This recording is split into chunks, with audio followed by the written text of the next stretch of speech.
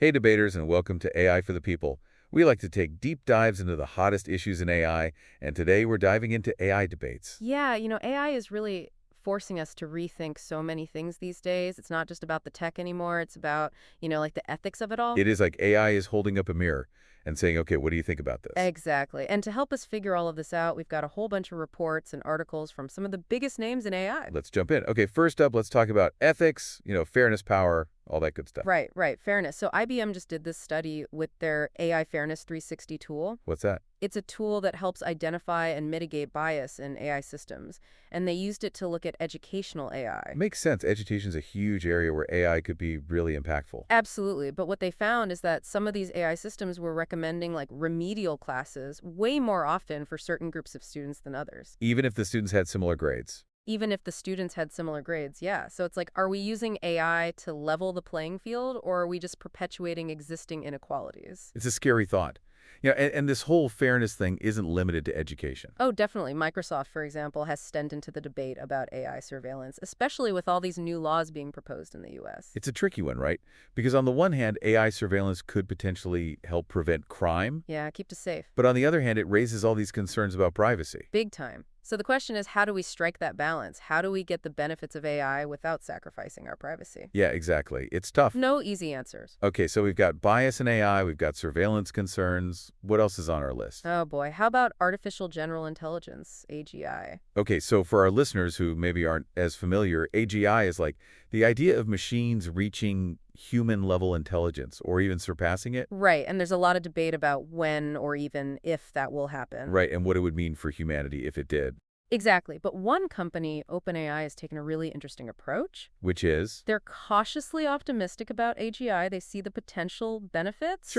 curing diseases, solving climate change. Exactly, but they're also acutely aware of the risks. Yeah, I mean, a super intelligent AI could decide that humans are a problem. Right. So OpenAI has launched this project called Super Alignment. Super alignment, what's that? It's essentially their attempt to ensure that if and when AGI arrives, its goals are aligned with human values. Like teaching it to be nice to humans. Well, it's a lot more complex than that, but basically they're trying to build in safeguards from the start. It's like they're saying, let's not just create this super powerful AI and see what happens. Let's be responsible about it. Exactly. And on the other side of the spectrum, you've got people who are like, AGI is an existential threat. We need to stop it before it's too late. Which is where the EU's AI Act comes in. Right. The AI Act is an attempt to regulate AI development based on risk scholars. So higher risk applications get stricter controls. Exactly. But even that's not without controversy.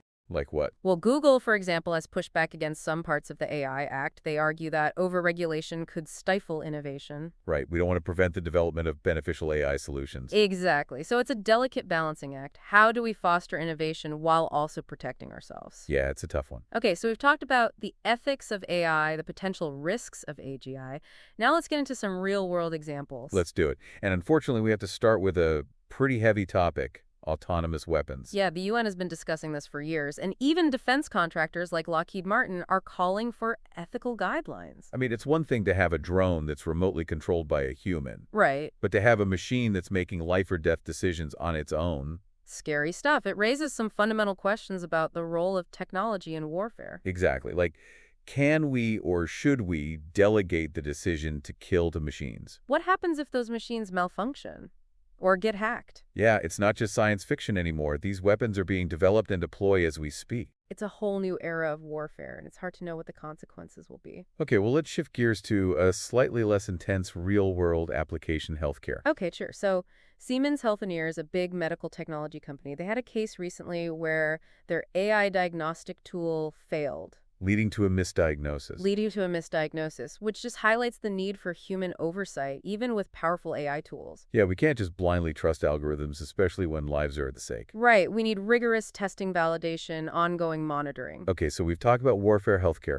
What about the future of work? Everyone wants to know, is AI going to take our jobs? It's the million-dollar question, right? And Accenture just released this report on AI's impact on the job market. Yeah, Their take is that AI is not necessarily about replacing jobs altogether, it's about transforming them. okay, so some tasks will become automated. Right. But new roles will emerge, existing jobs will evolve.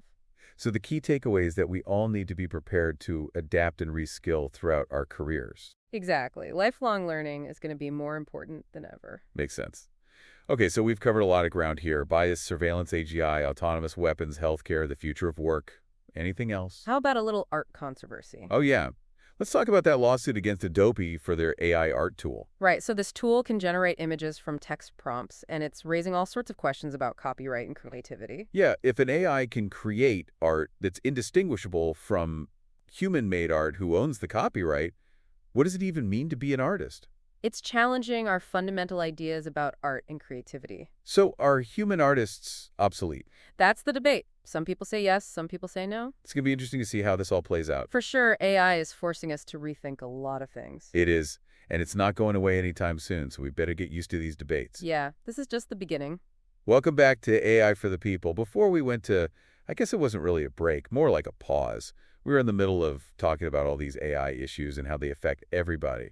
Yeah, it's mind-blowing when you think about it. It's not just about the tech anymore. It's about, like, our values, our future. It really makes you think, okay, so let's shift gears for a sec and talk about, what all this means for, like, the average person. Right, the person who's listening to this right now. Exactly. So what are the key takeaways here? Well, I think one of the biggest things is that AI is already here. It's not some far-off future thing. It's affecting our lives right now. Like how? In so many ways, the news we see, the products we buy, the jobs we do, even our healthcare. So we can't just ignore it. Exactly. We need to be informed. We need to be engaged. And we need to be ready to adapt. Absolutely, because AI has the potential to be amazing. It could help us solve some of the world's biggest problems. Like climate change. Like disease. But it also has the potential to go really wrong. Right. It could make inequality worse. It could erode our privacy. It could even, wipe us out. Some people think so, yeah.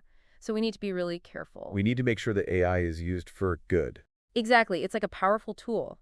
A hammer can be used to build a house, or it can be used to hurt someone. So it all depends on how we use it. Exactly. And that's why these debates are so important. We need to figure out how to steer AI in the right direction. Before it's too late. Okay, so speaking of debates, let's circle back to that lawsuit against Adobe for their AI art tool. Right, the one that can generate images from text. Yeah, it's causing quite a stir. It is. It's really challenging our ideas about what art is and who can be an artist. Right, like if an AI can create a painting that's just as good as a human painting. Does that make the human artist irrelevant? That's a tough one. It is. On the one hand, you could say that AI art is democratizing art. Anyone can use these tools to express themselves creatively. Even if they don't have any artistic skill. Exactly. But on the other hand, there's something about human creativity that seems special. Like it comes from a different place. Right. It's about emotion and tension, a unique perspective on the world. And that's something that AI can't replicate. At least not yet. So what happens if AI gets to the point where it can create art that's even better than human art? What happens to human artists then? I don't know. It's kind of scary to think about. It is. It raises all sorts of questions about the future of creativity. And not just in art. Right. What about music, writing, science? If AI can do all of that better than us, what does that mean for us? It's almost like AI is forcing us to confront our own humanity. To figure out what makes us unique and valuable. Exactly. And that's a really important conversation to have. Absolutely. We need to make sure that AI serves humanity, not the other way around. Right. We need to be in control. Okay, so we've covered a lot of ground here, from bias in AI systems to the potential of autonomous weapons. to the future of work and art. AI is a powerful force. And it's only going to get more powerful. So we need to be prepared. We need to be having these conversations now. Before it's too late. Okay, so where do we go from here? We've talked about ethics and bias and killer robots and art, and it's like, whoa, AI is a lot. It is, but at the end of the day, it all comes back to what does it mean to be human? What kind of future do we want? Yeah, AI is like holding up this mirror to us. And saying, take a good look.